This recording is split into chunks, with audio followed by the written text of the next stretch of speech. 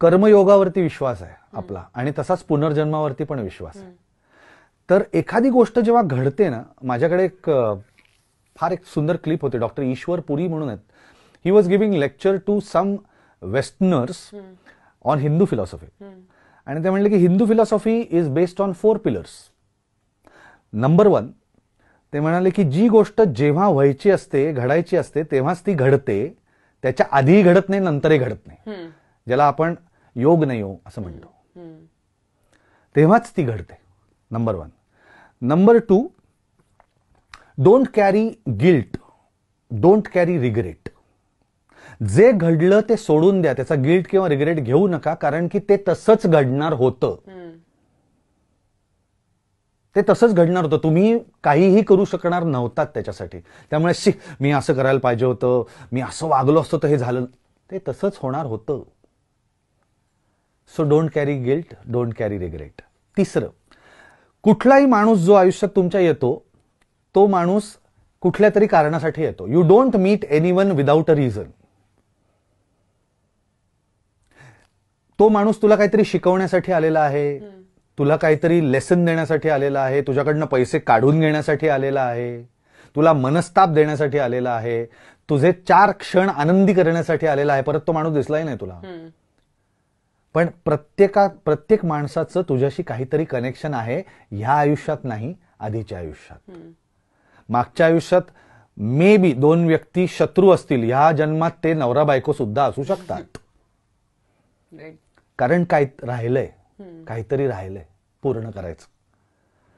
हा 3रा पॉइंट होता. You don't meet a person without a reason. आणि number 4, what is over is over. जी गोष्ट संपते त्याच्याकडे परत जाऊ नका.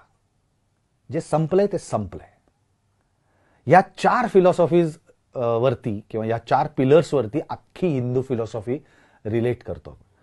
मी तुला गमतीशीर उदाहरण सांगतो. मी मध्ये कुठेतरी वाचलं होतं की भीष्म पितामह जेव्हा शरपंजरी पडले सगळे बाणांच्या शय्येवरती, तेव्हा त्यांनी भगवंताला विचारलं की का मी असं काय केलं हो की मला असा मृत्यू यावा बाणांच्या शय्येवरती. बरं, भीष्म पितामह हे असे ग्रस्त होते जे त्यांच्या प्रत्येक आयुष्यात राजपुत्र होते. तर ते म्हणले, भगवान म्हणाले तुमचं कर्म आहे. म्हणे हो, कुठल्या जन्मातलं, जा मागे तुम्हाला दिसेल ते. तर ते मागच्या जन्मात गेले, मग त्याच्या मागच्या जन्मात गेले, असं करत करत ते 52 जन्म मागे गेले. बापरे. 52व्या जन्मात परत तेच राजपुत्रच होते आणि जंगलातनं फिरताना हातात धनुष्यबाण होता आणि रस्त्यात असं आडव्या आलेल्या एखाद्या सरड्याला त्यांनी बाणाने असं सहज उडवून बाजूला टाकलं. तो सरडा जाऊन पडला निवडुंगाच्या फांदीवर आणि ते निवडुंगाचे काटे त्या सरड्याच्या अंगात. हे कर्म आहे ते म्हणले. कुठलं कर्म कुठल्या जन्मात फेडावं लागेल ह्याचा नेम नाहीये तुम्हाला. म्हणून असं होतं बघ, माझ्याही आयुष्यात अशी अनेक माणसं आहेत, काय चांगला माणूस आहे यार, त्याच्या आयुष्यात का घडावं रे असं.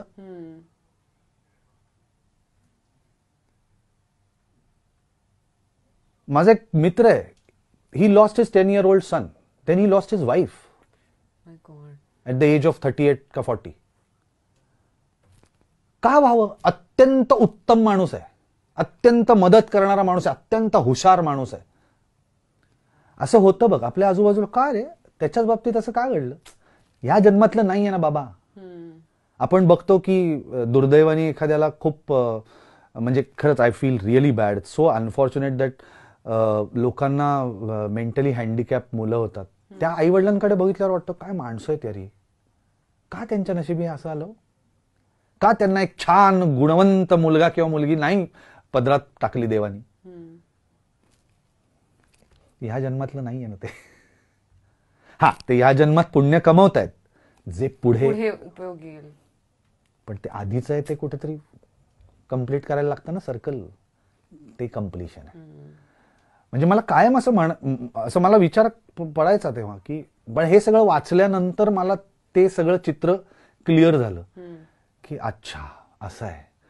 कारण आपल्याला खूप वाईट वाटतं बघ की एखादा चांगला माणूस आहे आणि चांगल्या माणसाच्या आयुष्यात वाईट घडलं की आपल्याला वाईट वाटतं, पण त्याचा आपण विचार नाही करत. तर त्याची उत्तर मला मिळाली की ह्या आयुष्यातलंच नाहीये रे ते, सो डोंट वरी. माझे खूप चांगले आमचे फॅमिली फ्रेंड्स आहेत, अत्यंत परोपकारी, सगळ्यांना मदत करणारे, 30व्या वर्षी मुलगा गेला. का? पुत्रशोक तर कोणालाही नसावा. तर ह्या सगळ्या ज्या गोष्टी आहेत ना, ह्या जेव्हा आपण त्याचे अर्थ शोधायला लागतो तेव्हा ते अर्थ आपल्याला कर्मयोगात मिळतात. की कर्म आधीची तर पूर्ण करा. आणि म्हणून आपण जे आपले संस्कार जे आहेत ना, चांगलं वाग, कोणाला दुखू नको, कोणाशी वाईट वागू नको, कोणाला फसवू नको, ते का? It will help in the next life. म्हणून या आयुष्यात ते accumulate, don't accumulate that in this life, so that you will be reasonably in a good position. आई वडील सिलेक्ट करता येत नाहीत ना. अमुक एका माणसाच्याच पोटी जन्माला का आलो याचा विचार आपण किती वेळा करतो. आपण का परळच्या पुलाखाली फुगे विकणारे आणि ते असतात ना, जी भीक मागतात मुलं सिग्नलवर, तसे का नाही आलो जन्माला? काहीतरी आहे आपल्यात पुण्य आहे. म्हणून वी आर व्हेरी फॉर्च्युनेट की आपण ह्या आई वडिलांच्या पोटी जन्माला आलोय. तो जो ग्रॅटिट्यूड आहे ना, तो कायम राहायला पाहिजे की यार थँक्यू सो मच, आज I am in such a good position. लोक नाही आहेत. ते हा ग्रॅटिट्यूड जेव्हा नसतो ना, तेव्हा तो प्रॉब्लेम होतो. आणि मग ह्या सगळ्या गोष्टी थोड्याशा कदाचित स्पिरिच्युअल लेवलच्या वाटत असतील, पण दीज आर फॅक्ट्स आणि ह्या कन्सिडर केल्या गेल्या पाहिजेत.